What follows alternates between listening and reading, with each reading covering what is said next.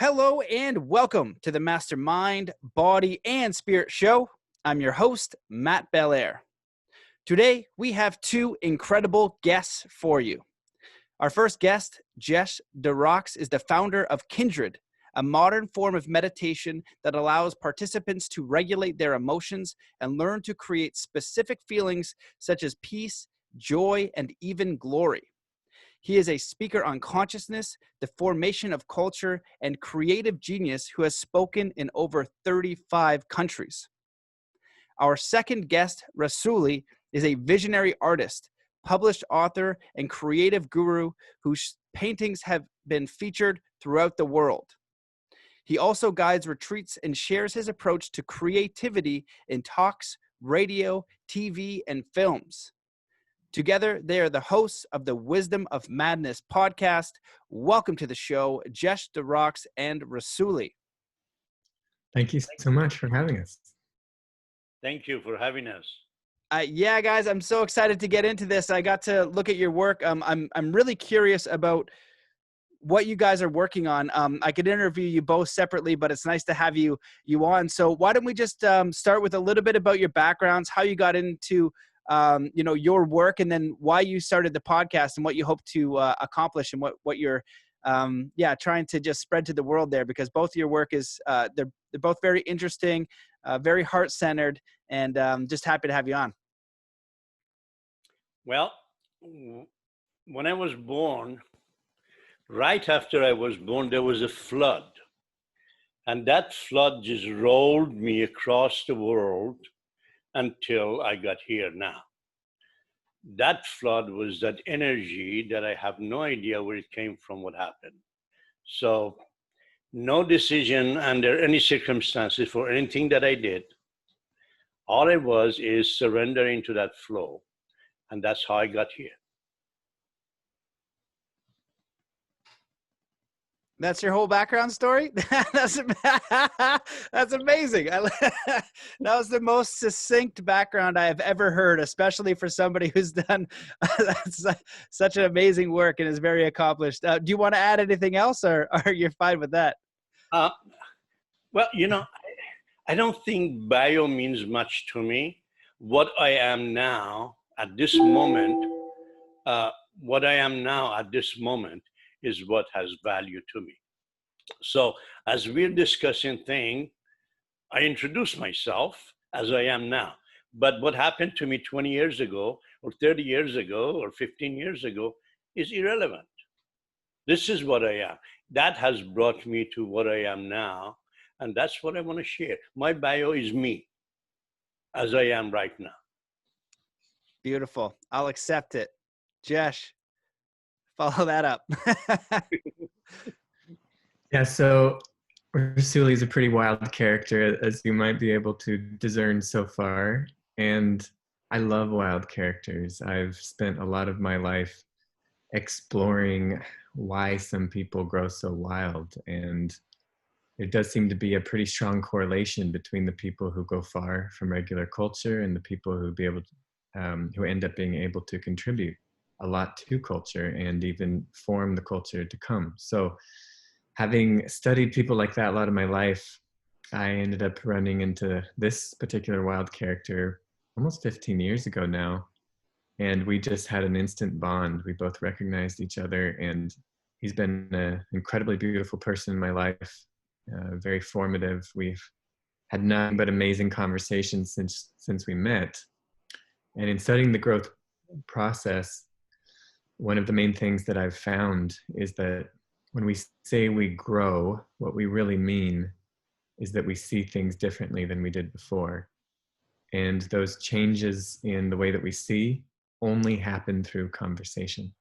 There's many different kinds of conversations that you can have. You can have conversation with friends, or with a mentor, or with an author, or with a painting from 500 years ago, or with yourself, or with God, or whatever you want, but there's still some kind of a circuit that's involved. It's you connecting deeply with something else, and there's an interchange of ideas and inspiration, et cetera, et cetera. So I have deeply benefited in my own journey from being able to connect and have amazing conversations with people like Rasoulli. And he's one of my favorites. He's He's one of the best friends I've ever had. And our unique relationship has, as I said, been a big part of my life. And about a year ago, I decided, you know what, these conversations change me so much. They benefit me so much. We've got to start recording these, because it's a pretty interesting mix of where he's come from, which is a flow that's been happening for like 70 years, apparently. And then myself, who I describe it differently. And that's kind of the beauty of us, is we really bring a lot of different aspects to the table, but we're really joined at the core, which is that we love life. We love getting to explore it and to share it. And we're both deep into joy. You know what is the most important to me? There's a word that Sufis use, which is sohbat. Now, in sohbat is a sort of relationship which builds through the heart. It's being in each other's company, but rather than thinking what he says or what I'm saying or anything like that, we just remain in the flow of the conversation. So sohbat is really what I enjoy doing, and I love to do, and so is Jesh. So Jesh and I usually, we have sohbat, and the whole program that we have, and we call it Wisdom of Madness because it is about madness. It's not about thinking and rationality and taking notes and figuring out what I'm going to do or what I'm not going to do. I wasn't even aware until Jesh woke me up about 10 minutes ago to get me here for the conversation. And this is what sohbat is all about. It's being in the flow of each other's present. As you are in the flow of another person present that you're not challenging, you're not arguing, you're not discussing with, but you're just sharing heart with, things build up. And there is so much in the heart that we're not aware of, that somebody else's connection with your heart opens it up and allows it to be heard or somehow expressed. So that's the relationship that Jesh and I have. That's beautiful. You guys brought up a lot right there. And it's interesting you started the podcast because of that, because that's why I started this a few years ago. I only had a couple friends I could really explore deeper questions with.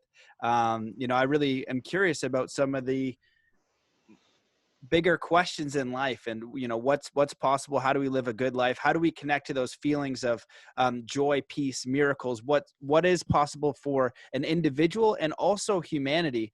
And so you guys are speaking a little bit about flow, and your work revolves around creativity and expression. And my first question would be, how do we get into states of peace and joy and actually be in them, to live in them? Because the mind is constantly giving us reasons to get out of that. And, we're not in states of joy and peace and love and compassion most of the time. Most people anyway. If you can be in those states more often, that's a very beautiful thing. And then the second question that goes along with that is, how are we able to do that in challenging times? Rasoulli, you've lived a lot longer than we have, and we're in some challenging times now, but history has always had challenging times. And so my question I always have with flow is the balance between flow and intention, right? Like, I always equate it to snowboarding, where if I want to perform a move that's very advanced, I need to intend to land that and put my will and direction. But once I've left the lip of the jump, once I'm flying through the air, it's almost the surrender piece. The same way to create, when you create a piece of art, or you move toward the podcast, or you do something like that. So I see it as a balance, and I'm curious if you guys could speak on that. See, the ingredient for creativity, ingredient for life, is three things: to be free, to love, and to surrender to the energy of the universe. If you have those three, you have a good life. And that good life means that you're living not in a way that other people have told you to live. You're living the way that you want to live. And the way you want to live is to be free. If I'm not free, I cannot live the way I want to live. And I have to love what I'm doing. I have to love everything around me. And once I have been free and I love everything that is around me, I can surrender with joy to life. And this is the process, the ingredient that we need to have in order to have a joyful life. Whether it is during the, COVID-19, or whether it is just regular time, we need these ingredients, all three of them. You cannot have one without the other, and you have to have it in the same order.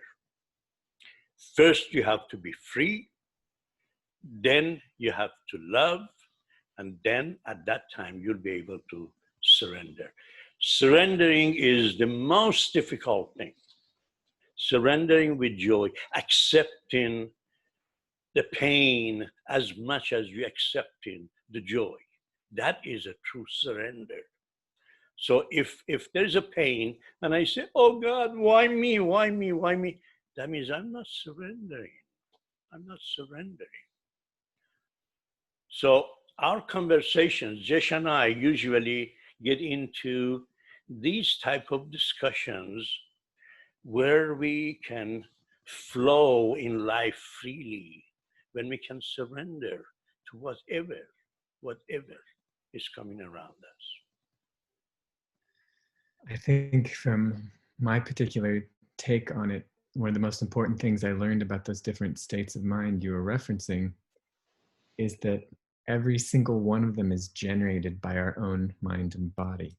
And even though that might seem obvious in a certain way, we don't usually act like that's obvious, because we tend to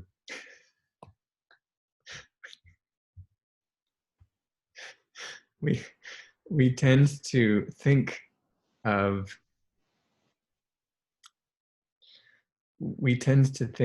those kinds of feelings usually as situations that happen to us, so that we become very attached to certain locations or certain people or certain events in our life where we felt those emotions, where we felt those strong feelings. And because of that, we will many times develop addictions to those particular things, and we will think that we will only be able to access those states if we have those. And the truth is that every single feeling you've ever felt in your entire life was completely generated by your own mind and body. It's literally a chemical combination that's in there. And it's in your brain, which is just as much a part of your body as your hands. And so you could literally even think of the feelings as a body part. It's just a body part that we don't know how to use very well. When babies are babies, they don't know how to use their hands very well. And their hands are just these random elements doing stuff, but most of it's not very helpful. Then they learn how to use their hands on purpose to be extensions of their will.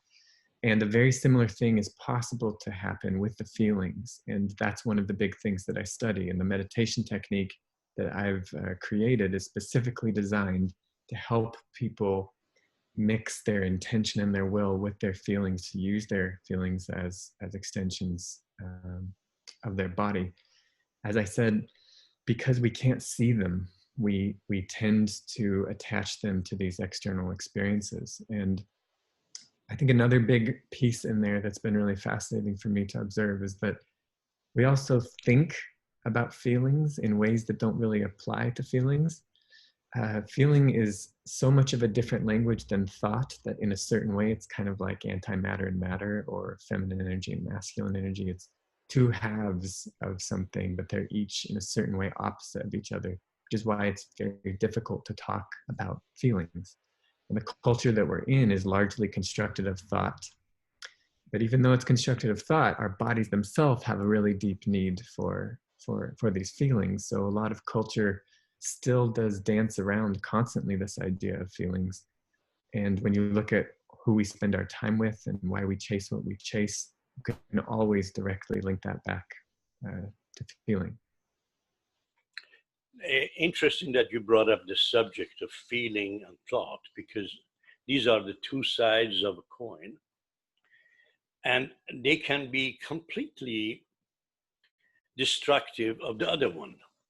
When the thought comes into your mind, the emotion goes away. There is no feeling whatsoever. Thought takes over, and it's all in the hand of the rationality. But when your feeling, your emotion begins to express itself, then that replaces your thought. And that is how I paint.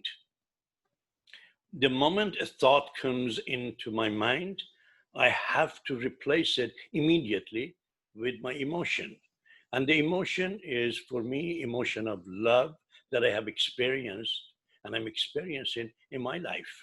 So I put myself in that zone of feeling. And the moment you do that, then you're gone. And that is how you can go to sleep. You don't need to take pills. All you have to do, see, thought is what makes us not go to sleep. You start thinking and you think, wow, I gotta even putting gasoline in your car tomorrow morning becomes a big burden. So thought keeps on expanding, and doesn't allow you to sleep. So if you really want to go to sleep, all you have to do, imagine something, put yourself in your emotion. Even if you cannot imagine some experience that you have had in the past, even imagine a movie that you've seen that you enjoyed. Imagine yourself in a park, imagine something, and the moment you go into that zone of imagination, you fall asleep with that beautiful imagination. I want to jump into and answer your question about this mixing of intention and feeling, because I think that is a really, really powerful one. You were talking about when you want to do a snowboarding move. I'm sorry if I'm saying that incorrectly, but you're doing like a trick or a move or whatever.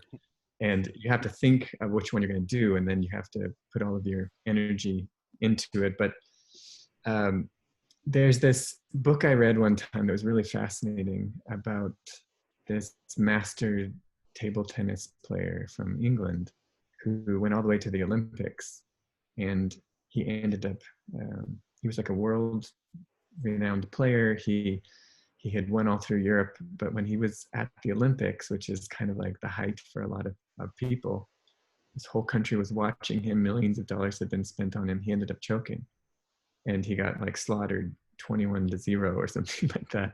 And he was so bothered by this. How could he have done this, you know, training his whole life and been a master, and then in this moment he choked? He wrote a whole book about choking and what actually happens when people choke. And he said the latest sports psychology basically suggests something exactly the same as what Rasoulli was just talking about, which is that when you're practicing, you basically have to practice as if your life depended on it, because it's the only way to motivate yourself enough to work as hard as you have to work to get that good, to be at that level.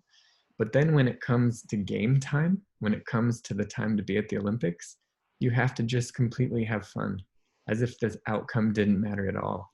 And that's why there are so few peak performance athletes, is because they basically have to master these two completely opposite things. Like, this is life or death. You know, this has to happen this specific way. And then when it comes to the game time, just completely let go. So in Rasoulli's example, he has this thought. I mean, he might describe it differently, but from my point of view, he's got this idea that he wants to paint. If he was just all completely form as in his mythology, or flow as in his mythology, he wouldn't even care about what the paintbrush was or where the cup was or anything. He would just be an amorphous gas, you know, flowing through his house or whatever. So from my opinion, I see a little bit of form there. And I see that he has an idea, at least, that he wants to express this feeling in his heart through a paintbrush and through a canvas. And that to me would be like the intention that you're talking about. So to me, the most powerful moments of life, and even going into the zone, like is a popular thing in sports talk, it's a mix, not of just feeling and not of just thought, but this union between those two opposites, which creates this flow state. So you have to have this structure of some kind of a form, or else what are we even talking about? But then having the flow inside of that form is really the element that starts to make that magical component between the two. And I actually think, as I was saying, thought and feeling are those two opposites. You could also interchange those words for form and flow. And even the beautiful human body illustrates those two things. The skeleton is not sexy. Nobody would ever fall in love with a skeleton. It's the structure, it's the bones of it. But if you were to remove the skeletal structure from the sexiest person in the world, they would instantly become non-sexy by anybody's imagination. They'd just be this big plop down there. So to me, thought is the bones, it is the structure, it is the form that's giving this a context, that's giving this some kind of a container, but that flow has to be in there. And I think the body illustrates that really beautifully. And I think all of the most beautiful moments of life also illustrate that. I would go so far as to say, if we're not in balance in those particular moments, we're not really, really living. And that's why I say I study joy, because joy to me is the feeling that your body gives you. It's the sensor, it's the indicator that says you are in a balance of form and flow right now. Because when people are feeling joy, it's not just happiness. I'm sure you could attest to this, being somebody who's been in those peak performance states. It's not necessarily happy that you feel when you're rushing down that hill at 1 billion miles an hour, headed towards this jump that could be the last thing you ever do. You probably wouldn't say, I'm so happy right now. But there is this thrill of being alive where you're like, this is why I was made. This is so real. And this weird saying that we have that's, I feel so alive right now, is a really strange feeling when you think about it, because it clearly indicates there are different levels of life. There's a scale, and sometimes we feel that we're alive, and based on the rarity of that statement, it's actually not very often that we're really feeling our life. And so for me, that's what I've explored, are those moments where we know we're alive. And those always happen in the balancing points of those two. Let me chime in for 1 sec. I want you to get in here, but you guys both brought up such brilliant points, and I love how you illustrated that. And I think with Rasouli's art and his example between flow, is he learned the skills of painting and art, right? And that's the bones. And then when he goes to express that, he's in the feeling. And so if I say it's in basketball and I'm explaining it to a kid, you learn how to take the free throw shot, you clear your mind, you intend it to go in, but you want to generate the state. And the key for people choking too, that illustration was fantastic, but they go into the competition and they're in their head now, they're in their thoughts and not in states of being, not in the present awareness. And you need to come back to that present. And that's the most powerful state you can be in. So it is both worlds. And that's what people need to understand. And I'd love for you guys to chime in, but I wanted to give an example that came to my mind about freedom. How important is actual freedom? Because there's experiences in the world that are very challenging. And I've heard about people going to jail and having awakenings. And there's this example that I had this guy on my podcast, TM Hoy, and he spent 16 years in a Bangkok prison. And he told this story about, he almost died several times. It's intense. But he told this story about how he was on this truck bed, and there's this tribe that lives out in nowhere, and basically they were harming this tribe, and he had this tribesman, and he told him, he's like, hey, he didn't understand English, but he understood a little bit of Thai, so he can communicate. He said, where are you going? He's like, well, you're going to go to a prison, and you're going to be stuck there because they've kind of just taken you. And he had to tell him that, and he was so sad that he had to tell him what was happening because he didn't understand what was going on. And you could see it in his face. The tribe, I can't remember what tribe it was. I'll find the episode, but it's the one with TM Hoy. And he goes, this immediate thing that happened was he was so sad that he had to deliver the message. So he wasn't sad about what was happening to him. he was sad for him feeling bad for delivering the news. And that's when, you know, the guy in the podcast, TM, he was just like, his mind was blown. His mind, he's just like, I can't imagine there can be a state of being like that. And so when I look at the world and we see some rights being restricted, we look at history when people are opposing their will on another and taking away freedom. And I get reminded of Viktor Frankl's book, who, you know, went through the Holocaust, and he said something along the lines that the last of the human freedoms is our is how we respond, or our right to choose. I'm going to find that properly, but you guys know what I'm talking about. And so that's what I think about freedom. And so if they do take your rights away, about like the people have gone to prison and had an awakening, or society coming and taking that freedom away, can we still achieve those states? Does the philosophy still apply? Because there are restrictive forces in this world, and ideally we want to move towards freedom. But when that happens, can this still apply?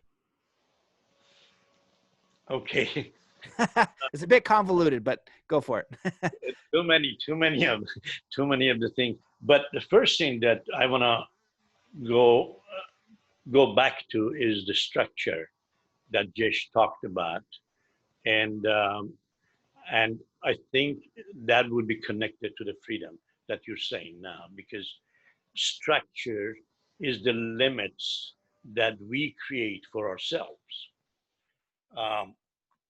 So that relates directly to the freedom as well. Now, there are two ways of developing the structure. One way is through rational thinking.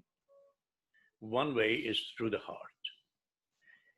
If you want to develop a structure through rational thinking, you have to have the knowledge of what you're doing, have the right measurements, everything that you need. You need to measure the person that you want to make a dress for or whatever. Now, if you do that through your emotion, all you need to do is develop a rhythm. With your emotion, you can develop a rhythm, and that rhythm is the structure that you create for yourself. I develop a rhythm through my behavior, not through my knowledge, not through what I read. It's through how I do things, and I become more attentive to it. As a Sufi, when I was a child, I was trained as a Sufi, and one of the first things that I had to do was to, for a whole month, was to think, when I say I, who is that I'm representing? When I say I love you, when I say I'm hungry, when I say I like to do this, who is that I? That's how we can set up a structure for ourselves, through the emotion, through recognizing that how I do things. You know, when I'm painting, I have no idea what I'm doing. The canvas is in front of me, and I get a rag, I get a piece of rag, put it in a paint, whichever is somewhere close that attracts me, and I begin something on the canvas. And then I put that rag down, get another rag, and take another color and fill in the spaces that it's not been painted on. Now I have these two against each other, and a game begins, a play begins between these two colors, red and blue. They begin to play. Red throws some behind the blue. Blue gets the help from green to come and help to do this. And it's a whole game that I'm developing through a rhythm that I'm doing on the canvas. It's not about thinking, it's not about rationalizing. It's just developing a rhythm. Unless you have a rhythm, you're inconsistent. Otherwise, babies, kids are the most creative, but there's no consistency. There's no rhythm. This is what we need to develop. And this is, I think, when we deal with freedom, same concept works with it. Freedom is not to have unlimited anything. there's a lot of freedom, in fact, there's more to having limited things to be free than unlimited.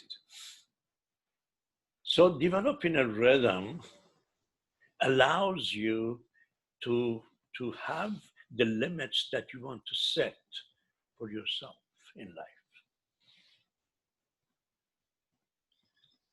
I think from my take on it, the first thing that came to me when you were speaking about that man in the prison is, yeah, you do have people like Nelson Mandela, you know, who went through extraordinarily restrictive spaces and somehow came out of that way more badass than when he went in. And that would not be the common response that most people would have to those scenarios. Viktor Frankl, as you were saying, also an incredible, you know, example of somebody who deeply explored that whole thing. And I think that's kind of even the Gandhi thing, that's kind of like the most famous meme at this point. Be the change that you want to see in the world. Like, it's inside you. That's what people say all the time. It's inside you. And I think that's true, but I've really been obsessed with trying to put into a simple form what is inside you and why and how exactly. What does that mean? Because it's clearly not clear. If it was, everybody who went into jail would come out and they would be Nelson Mandela. That's not the normal reaction that most humans have. And when I've really looked at the root of why, what's been really powerful for me to notice is that most people will accept the meaning that has been handed down to them, and they will respond to that meaning. And a very few people will create their own meaning from the situation. We have humans who have very deep biological drives to be similar to the others, to agree with others, to accept what the others have passed to us. And this is a really important function, because if we didn't have that, there would be no technology. Technology is basically the best ideas in learning that somebody else had, and you're just agreeing to it, and you instantly get access to all of these incredible breakthroughs and years of searching. Even here, like I'm in London right now, and I arrive in a city that I did nothing for, and it's already here for me. There's a transit system, there's a food system, there's houses, there's electricity. I walk into this house that I'm in, and it's like, well, I'm alone. No, I am not alone. I am literally surrounded by the genius ideas of thousands and thousands and thousands of people, let alone the people that are laboring just to make this massive machine work. So humans are very, very interconnected. It's one of our most defining characteristics. You pit myself against a lion, I'm gonna lose. But you pit me and 30 other people against a lion, and the lion has no chance. It has absolutely no chance. That has been the greatness of humans from the very beginning. And that requires a large focus on agreement. However, if all we ever did was agree, we would never explore. We would never find the new thing that is beyond the past agreement. And so again, we see this interplay between these two systems, the system of agreement and the system of non-agreement. And why the non-agreement system is so rare is because it almost always alienates everybody else. And you almost always get kicked out of the tribe, so to speak. So why there are so few outliers is because they are literally risking social death to be an outlier. And often social death is directly connected with physical harm or decrease in quality of life or actual death. We're in a time now where being an outlier is less likely to get you actually killed, but it still happens sometimes. There's a person right now in Russia who's an outspoken, critic of the government there, who just apparently got poisoned for doing that. So that's a very clear example of something that's happening right now like that. So this is the mix that we have. There's this part of us, a deep biological part that wants to agree and wants to just accept. And that's such a driving force in almost everybody that it becomes a subconscious, taken for granted type of a thing. And that will work until it doesn't.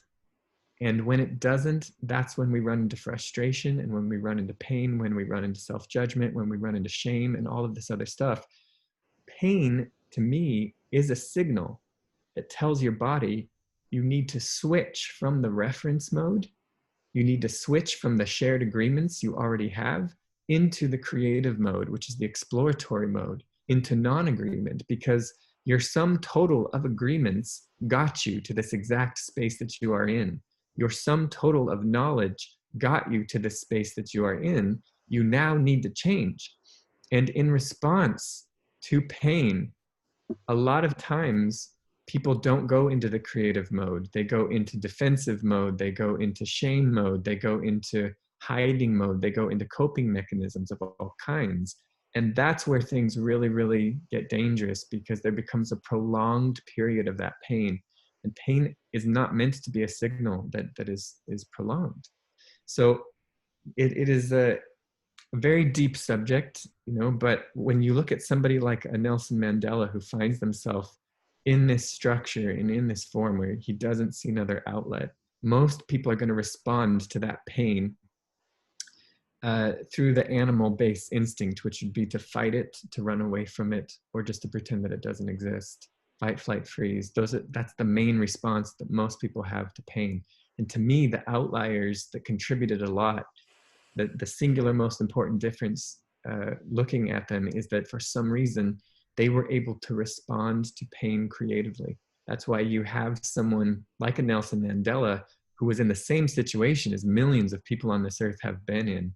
All their freedoms, all their rights taken away from them, apparently, and yet somehow uses those 30 years to grow this extraordinary badassness. You have a completely different example of it in somebody like Stephen Hawking. And here's another person who had this bright, brilliant life ahead of him on this upward slope, all of this kind of stuff, and then had this debilitating disease, which was a prison very similar to the situation that Nelson Mandela was in, except the prison was his own body. And he has this extraordinary quote where he says, "Though I cannot move my body, and I can only speak to you through this computer, in my mind, I am free." And so we circle back to this first thing that we were talking about, which we will usually associate the feeling states with external experiences. But the truth is that all feeling states are completely generated by our own body, by our own mind. So even though it is very rare, it is possible to learn how to generate these internal states completely separate from the agreement of our past experiences and of our culture. Culture is basically a lot of things other people do that we're handed to. And when we're part of culture, we agree to that. So this ability to look at the culture that's handed to us, look at the circumstances that we're faced with, and not see what everybody else sees is the essence of what creativity is. It's also the initial step of any new advance. You have Albert Zensky, who discovered vitamin C. He says, discovery consists of looking at the same thing as everyone else, but seeing something different. Another way of saying that exact same thing. So for me, and this is why meditation is an interesting topic here, the main piece about meditation is that it asks you to pour attention into the one place that almost nobody pours it into, and that's inside rather than outside. Most of us have 99% of our attention poured on this external world, which is an important world, but it's not the source of the world. The source of the world, the source of culture, the source of the feelings, the source of all of it is actually in here. And so most people feel very powerless in their lives in a lot of circumstances because they're trying to change this thing that's already been made rather than going right up to the source and learning how. And this is not a short process. You becoming a master snowboarder, not a short process. It takes at least as long as that to learn how to be excellent with your feeling states. But for most of us, we're not taught almost anything about it. So we're like 2 or 3 day old snowboarders, even when we're 40 or 50 or 60.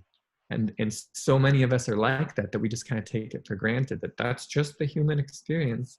And it's like, no, that's the common human experience. But people like Mandela, like Hawking, like Yortsky, they tell us there is another way. Beautiful. Do you want to add on to that, Rasoulli? Yeah, I wanna stay with pain a little bit because pain is one of the greatest gifts that we have received. Without pain, there is nothing that we can do. There's going to be a pain for doing something. That pain is going to be a pain of longing. See, when you begin to develop a pain of longing, uh, that makes life exciting. You jump out of the bed. This type of pain is what we need. But pain is needed. When I have a pain somewhere in my body, pain is telling me that something is not working. Now, if I kill that pain by some means of chemicals, I have not really killed the pain. I have imprisoned it. And that pain is going to expand in other parts of my body. That same thing happens in every aspect of life. Pain is a wake-up call, is something that tells us to attend to it. So when you have a pain in your life, in anything, that means that you have not attended to that properly. The greatest pain that you can imagine is a pain of losing a very dear, close person. That pain is a big pain, but that pain also is telling you that instead of having lost your close, the person that was so close to you, now you are in that person, or that person is in you. So you become that person, you behave like that person, and you don't miss the person anymore. That transformation takes place through pain. So pain of longing is the greatest thing we could have. But pain of grief is the worst thing, because grief deals with what I've lost, what I'm missing, that I don't have anymore. But longing is a pain that tells you that this is what you're going to have to enjoy life. Longing is a pain that builds us up, rather than grief that is a pain that is behind us and constantly puts us into a nostalgia, which is the biggest pain of our society. Because if you're lonely, we can somehow fill in your loneliness. And if you are in solitude, you live like I do, you're one with everything, with the whole universe. But when you are nostalgic, it's painful, because you're living with the past. You're carrying your past with you. And that is a big burden. So pain is necessary for life. Wow. Well, you guys are definitely very deep, and I love it. Just thinking about these concepts. What I would ask is, when we look at the world and how it is and how it changes, I think fear is one of those big forces that limit what we're capable of as individuals and as well as a culture. And I'm curious, what would you guys implement or change in the world to help create a civilization where we have peace, where we have freedom, where we have growth, where these states that many masters and teachers before us have told us about, that there can be peace, there can be joy, there can be compassion. And from those states, peace in communities arises naturally. We have chaos and war and oppression and greed from power and Yes. disconnection from self and the environment and source. Because if you know everything you need is within you, you don't need to go rob your neighbor. You don't need to set up systems that harm. You don't need to limit the capacity of another person because you have a fear of competition. And so the question is, what do you guys, how would you guys suggest people deal with fear in their own lives? Because a lot of people don't want to be creative because they're afraid of being judged. And or the second question would be, what would you change or implement in the world so we can move toward a civilization with more peace, harmony, and cooperation? Okay, Jesh, can I go ahead with that one? Fear is the whole word. I love it the way you brought it up, because see, fear is the opposite of love.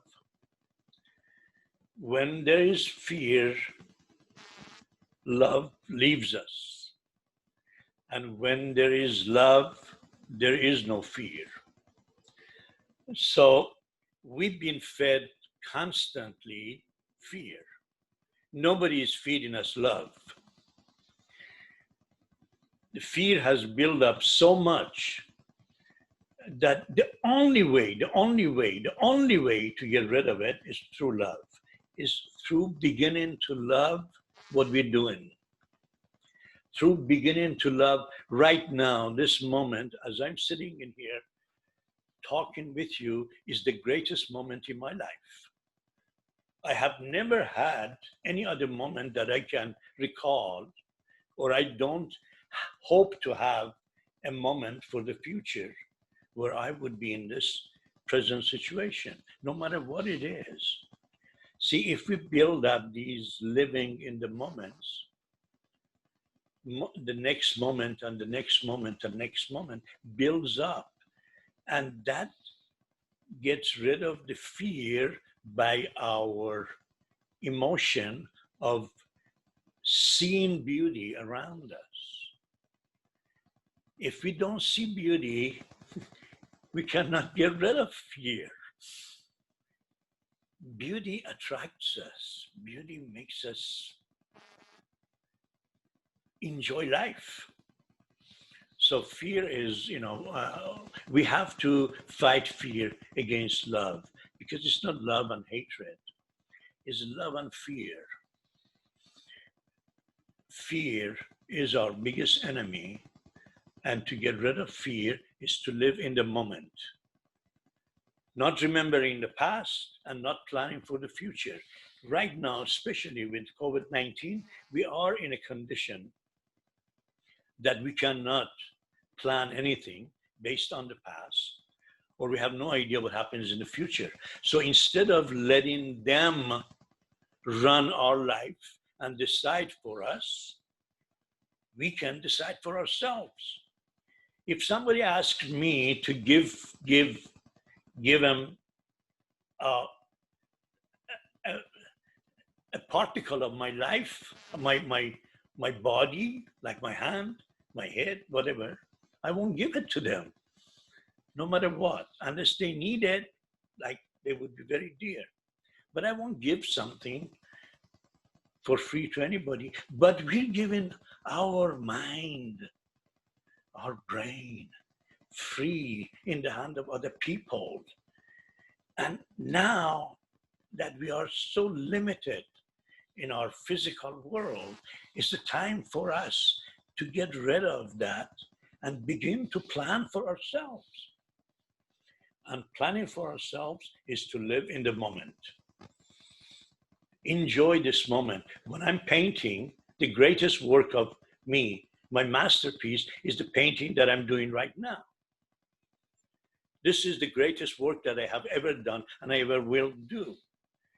But tomorrow, when I start a new painting, I don't even remember what painting I did yesterday. Living in the moment means no judgment, no comparison.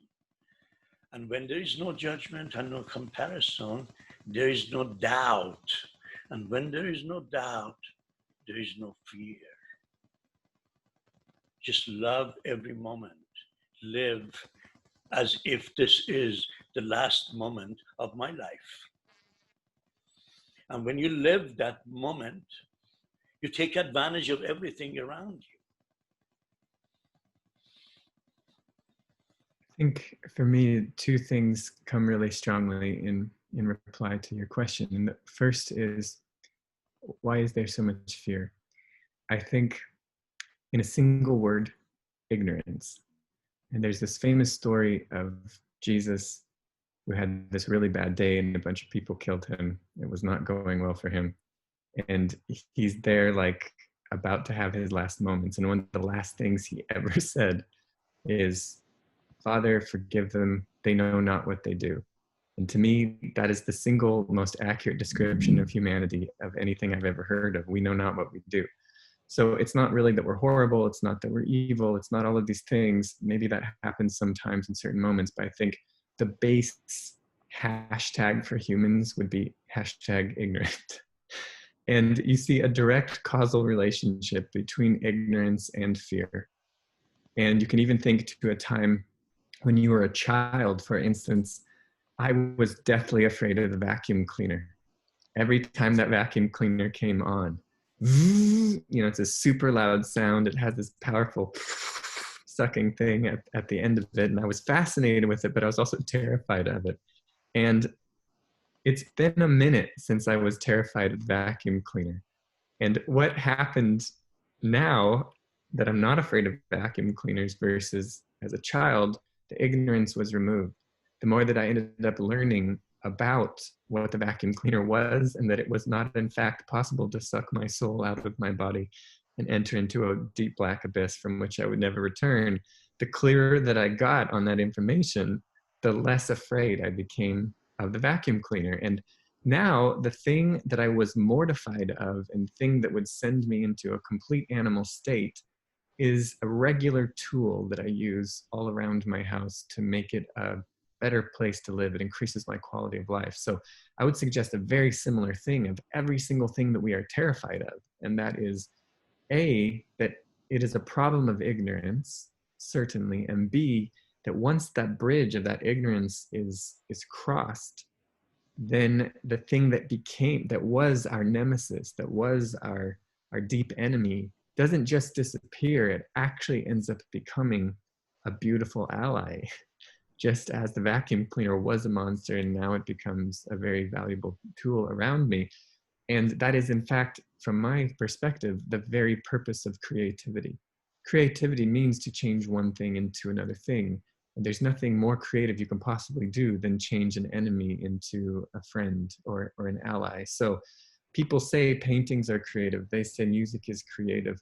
But not all paintings are creative and not all music is creative. So why is some and why isn't another? And for me, it's because of the transformation that's inherent inside of that process, which is something that Rasoulli is such a master of. He's a master of changing opposites into the opposite thing. And when you do that, the plus into the minus, you get the full circuit. You get that movement again that we're talking about. And so I think, number one, what can we do in the world? I think starting to really pay attention to every single thing that we are afraid of and really notice it. Because again, the normal instinct to fear is going to be fight, flight, or freeze. And that's a part of what they call the reptilian brain, because they're basically the exact same responses in a very similar mechanism, even anatomically, that lizards have. That's why they call it the lizard brain. And lizards are incredibly good at one thing, survival. But lizards haven't changed much in the last few billion years, because that's not what the lizard brain is for. It's not for changing. Lizard culture has stayed pretty darn similar over the last few billion years. You don't see a lot of big advances coming from them. So this ability that humans have to advance, to take advantage of 30-year prison sentences and come out of it with this stunningly different brain than anyone else had, that's not coming from lizard brain. it's coming from this other piece that is creative. And so the first thing I would suggest is to really grow your awareness of the pieces that you are afraid of, because of those three things, fight, flight, and freeze, none of those include awareness. All of those are some form of making the thing go away, either by destroying it or by running away from it or by pretending that it doesn't exist. And the most common of those three, in my opinion, having studied humans as long as I have, is the third one. We just pretend it doesn't exist, or we shove things in our mouth or down our throat enough to forget that it exists. But it's always there in the morning. That's the problem, is once that pretending to it to not be there is done, we still have to deal with it. And even you could say, well, fighting it is perhaps a superior thing because then at least it's destroyed. Even when you're successful at fighting it, if you do destroy the enemy, you don't get a friend. So it's actually a much more powerful thing to learn how to befriend these things that we fear and turn them into tools. Taking this vacuum cleaner example that I was saying, if I had gotten to a point in my life as like a 6 or 7-year-old where I wanted to overcome my fear of the vacuum cleaner, and one time while my parents were sleeping in the middle of the night, I came out with a hammer and I just bashed the heck out of that vacuum cleaner.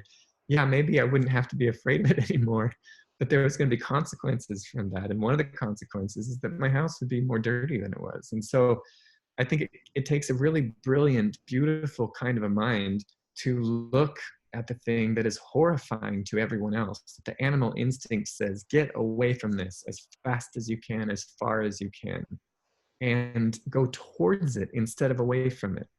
And that is fighting the reptilian instinct. And most people are so controlled by those base instincts that they don't even know they're making that decision. They just run. There's this famous story of this guy who was in the Alps, I think, on vacation with his family, 2 kids. I think Will Ferrell's making a movie about it right now, but basically an avalanche starts coming and his instinct kicks in.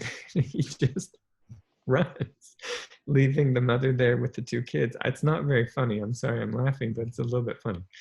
And the whole situation afterwards of like, they ended up all okay. The avalanche went in a different direction or whatever, but now the mother has to know that when the shit falls, this guy is just gonna jet. And that situation is very, very common in a lot of our lives. It's just that most of this running away is happening invisibly in our heads, and there's no one there to call us on it. There's no one there to call us on it. There's no one there to notice it. And so that, again, is why I'm so interested in meditation. It's not about sitting in lotus pose and looking cool, or taking a picture of yourself and posting it on Instagram. I was just meditating all this morning. Okay, I get it. It's popular now because it's kind of trending or something like that. But the whole point of it is that you're supposed to build your relationship of awareness with yourself so that when your very natural animal instinct kicks in to do fight, flight, or freeze, you go, thank you, but no thank you. I'm instead going to opt for this creative exploration. And just to say one tiny little hint about that, and it's a subject we could literally talk for days about, but how does a person start going towards the thing that they're terrified of? And I think Rasoulli mentioned it, and it's very, very powerful. And that is one of the main differences between us and lizards, at least to the degree that we have it, is the capacity to see beauty.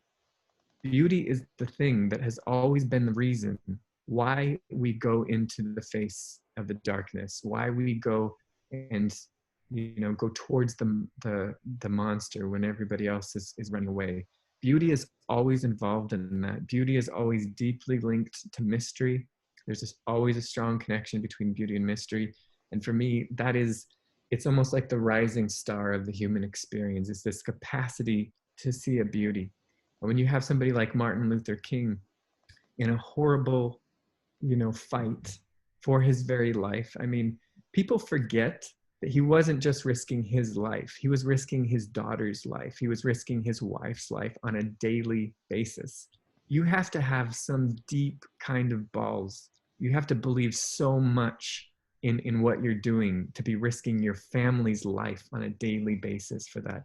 And if he was just looking at the circumstances, he would have fought, run away, or just pretend it didn't exist like most people do. But what did he say? He said, I have a dream. And what he was talking about is he was looking at the same thing as everyone else was, a horrible situation. And he was saying, even though that's there, that's not what I see. I actually see this beautiful possibility in the future. And all of my senses, all of my body is responding towards that. And that was clearly a thing that was inside of him. It was not a thing that was outside of him.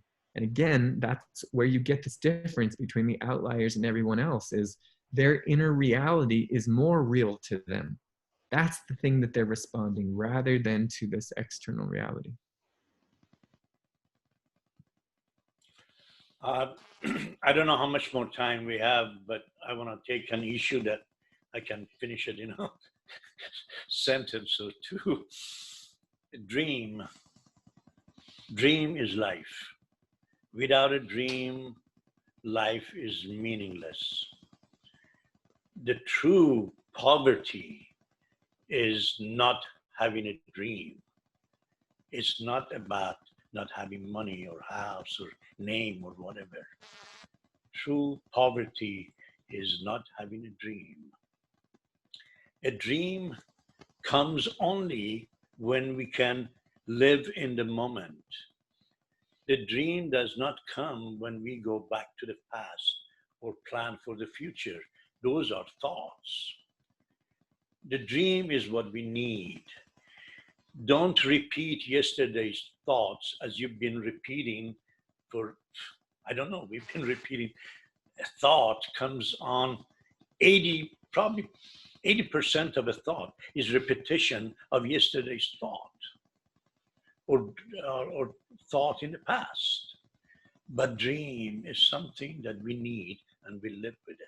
So dream on. Beautiful.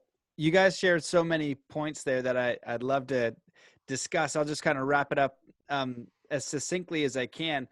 I'm just reminded, I think one of the really crucial things Rasoulli said was giving our minds away to fear. You know, one of the acronyms is false evidence appearing real. And we are giving our attention, which is the most powerful thing that we've been touching on, our attention and our awareness outside, and it is disempowering us. It is disconnecting us from our own source, our own power. And Jesh, you said something brilliant when you just talked about, not sure to forget it now, but I'll go back to I just took a bunch of notes, so I'm trying to make them succinct, but you talked about knowledge and information, and I was giving my nephew, swimming lessons, and there was a sandbar, and he can't swim yet, and so like comfortably on the water, and so I took him out on a floaty device, and he didn't want to touch down now because he couldn't see that there was sand beneath him. And that is ignorance. He kind of like, I'm telling him, so there's now information. And if you imagine information or knowledge as light, it gives you more possibility. It gives you more freedom. If he knew how to swim, he would have the freedom to go to the sandbar. If he had that, he would be overcome the fear of the water through knowledge and information. And so the more knowledge and information we can acquire, the more light that we have, it creates more possibility. And so one of those things is context. It gives power and it gives connection to something greater, but that's your ability. That's your creation. And when anything is opposing or oppressing, it's always fear. It's always some sort of fear. And it's like, that is a disease, that is a virus. And the more we come in, the more we have freedom, the more we have power, the more we have connection. And there have been people who have touched this power that know it is greater than anything material. It transcends everything material to a exponential degree that's unthinkable. And that's the actual truth. But where you can get lost is the analytical reality, fear base, and this oppression. And that's in the realm of thinking. And you only get stuck in the realm of thinking, and that's where oppression and control can kind of come in. So there's a lot more that I wanted to share. Oh, the one thing, I'm reading the Kybalion. When we were talking about emotions, it's really alchemy.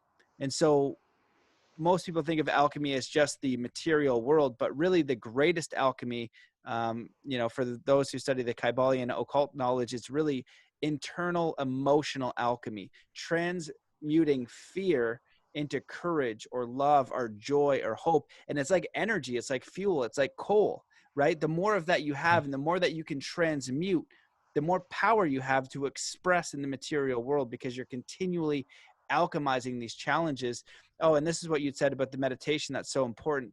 We have these unconscious systems and patterns, right, to run away. And I remember seeing the preview for that movie. A lot of people would run away because they're not thinking. The body just reacted. And this is such a critical piece, because that's where your freedom comes in. If your unconscious patterns and are constantly making you fight, flight, or freeze, we're moving away from our dreams. We're moving away from our capabilities. We're moving away from our impulses, because we have these unconscious fears of being an outlier, of failure, of all this imaginary feel world that is not real.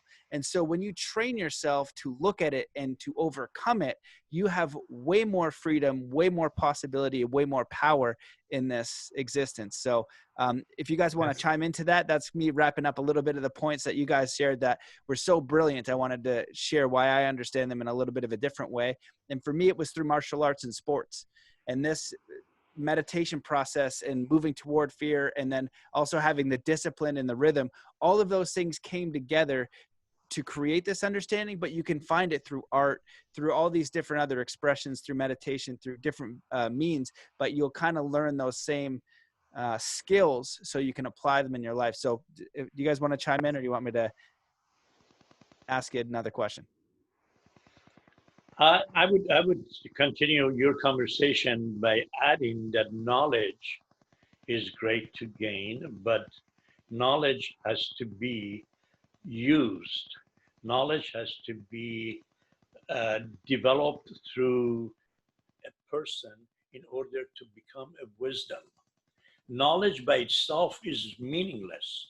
Knowledge by itself is like having a closet with your clothes hanging in it. Yeah, you have them, but when do you need them? It's a different issue. But when we use knowledge in a practical way, then it becomes valuable. It would be like putting your clothes on, certain clothes. So what we are missing in our society more than anything else, we have gymnasiums for developing our physical body, but we don't have places where we can develop our mental being, which is really us. So the idea is to develop this wisdom, and wisdom can be developed through madness. Wisdom cannot be developed through rationality.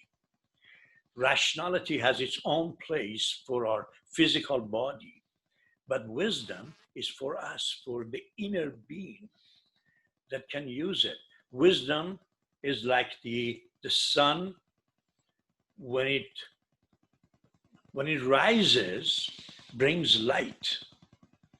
Wisdom is the sun within us, inside of us, inside our brain, that is going to rise and give light to the inner being, so the darkness would fade away from inside of us, and we become the element of light which we were born with. The whole concept is to become light. So this is how we can develop that, through the wisdom of madness. And that's why we have our program called Wisdom of Madness, because it is not through rationality, is not through calculation, is not through making things that we can get to places. It is through becoming ridiculous. Becoming ridiculous is the great way of developing yourself, because if you are not ridiculous, there's no hope for you. Ridiculousness is what we need to develop in ourselves. Freedom comes through being able to be ridiculous, being able to step out of the cocoon and become the butterfly. Enough of being a worm controlled by the cocoon imposed by others on us. Let's break the cocoon and fly out. Become the butterfly. Become the... Yeah, sorry. Sorry. Go ahead. Go ahead. I think attaching the beautiful metaphor he was just using to what we've been talking about, what is this cocoon? What is this thing that traps us? What is this thing that keeps us in the same place? What is this thing that we have to go so far away from that will be considered mad if we do? That is the culture that has been formed from this adherence to fight, flight, and freeze, to this reptilian brain, to this animal instinct that we have. It is a part of us, and it's an important part, but it's not the only part.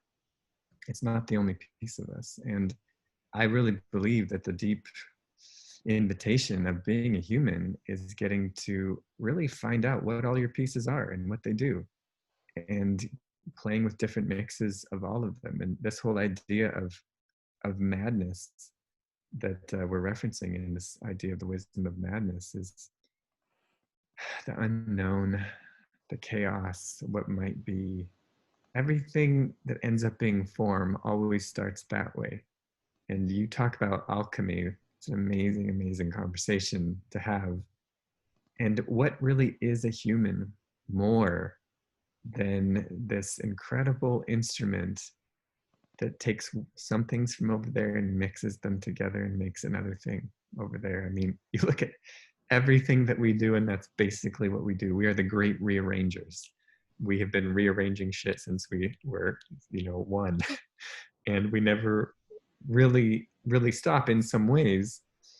But as I said, the great challenge is to use that powerful gift in service to our base animal instincts, or to use that in service to this great mysterious dream of what might be possible. And it goes back to this old thing of choose this day who you will serve, and there's a lot of different names that have been given to both of those dualities in a lot of different cultures. But for me, the clear invitation is you're serving the past, you're serving death in a certain kind of a way, you're serving what has been, or you're into what might be, you're into the bigness and the mystery of the unknown. And Rassouli and I, in our own ways, are both deep students and explorers of that mystery. And for all of our differences, we have that in very, very, very much common.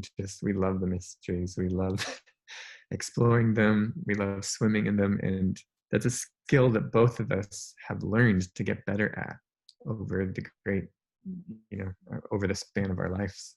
And I think that, going back to this thing of fear, overcoming fear, facing fear, all of that is a skill. It is a skill that requires practice, just like any other thing. And as you said really well, Matt, learning that skill ends up opening up a whole bunch of possibilities for you. It makes you more free. It gives you more options and choices in your life. So it's an incredibly valuable skill. You could say maybe the most valuable of all skills to have is to learn how to be free. Beautiful. This has been amazing, guys. I've enjoyed this discussion.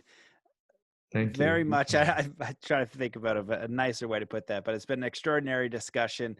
I really love your insights. You guys definitely are masters in your own right. What I'll leave it with, is there anything that you guys wish that we had talked about or you'd like to touch on before we end the first one? Jesh? I just want to say, I think it's really cool that you've devoted your time and your energy to doing this. And I love that the earlier part of your life,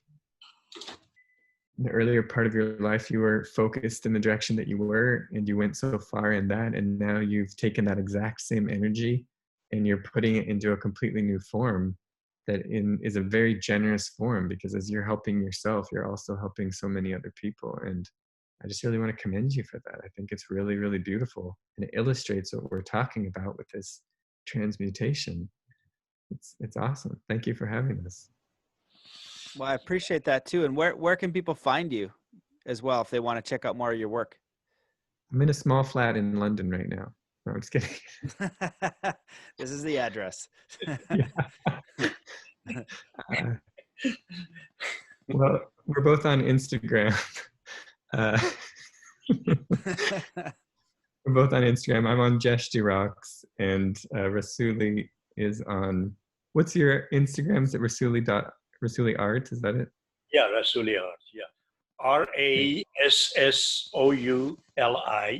Art. A-R-T. Yeah, Or both of us have websites as well. if you just Google Rasoulli, Rassouli, you'll get to my sites, my books, my paintings, whatever. Rasoulli, Rassouli. And all those interpretive dances that you do also, right? There's a lot of videos of that. Yes, definitely. Rasoulli, what did you wanted? Anything that you wanted to chat about or finish up with? If I start, then it's going to be another hour. But I just want to touch on this whole alchemy that you brought up. I just touch it because alchemy, I could write a whole book on it. See, alchemy is needed in order for us to live a joyful life.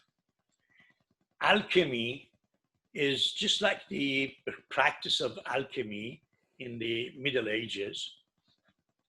You're dealing with copper, you're dealing with a surface that is absorbent. It takes the light into itself. It's the ego that develops in us, wants to take everything for me. It's for me, it's for me, it's for me, for me. We become that copper. Take it for me. In order for the copper to become valuable, it's going to turn into gold. Gold is reflective. Gold is not taking anything in. Gold takes things, puts light into it, puts colors into it, puts vibrancy into it, and sends it back. Our life is got to develop through alchemy, through polishing the copper of ourselves into becoming gold to reflect. When you give, you receive more than when you just get. Keep giving, and giving is not just money. Giving is whatever you can have, but we don't give for a tax write-off or give for something like that. That's not giving. Giving is to give from yourself. Give something that it's for me. I give it to you because I want you to feel the way I feel good with this. This is what we're doing. This is why I write. And I'm just writing my 24th book. So I keep on writing and I keep on painting because through imagery and words, I can share what is living in a free life, living in a surrendered life, living with love, living free, living free. And this is really where our services becomes important, because I did not gain these because I want to sit down and enjoy.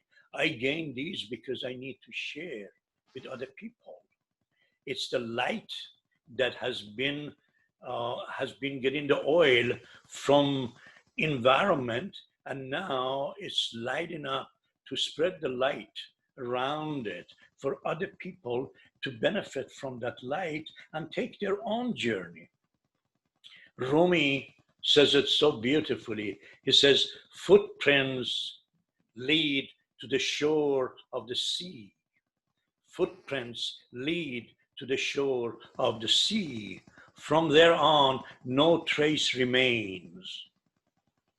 What we are doing is, through having taken the steps, we are sharing the footprints with you, with the world, with whatever we can, in order to get them, to get you to the sea. From there, you're on your own. At that point is when you are capable of expressing your emotion. And when you express your emotion through rhythm, you have created masterpiece. That's the work of art, having rhythm, emotion, and expression. And this is how we can change our life to be a work of art, not just paint the work of art. Be it, live it. And to live it is to follow the wisdom of madness.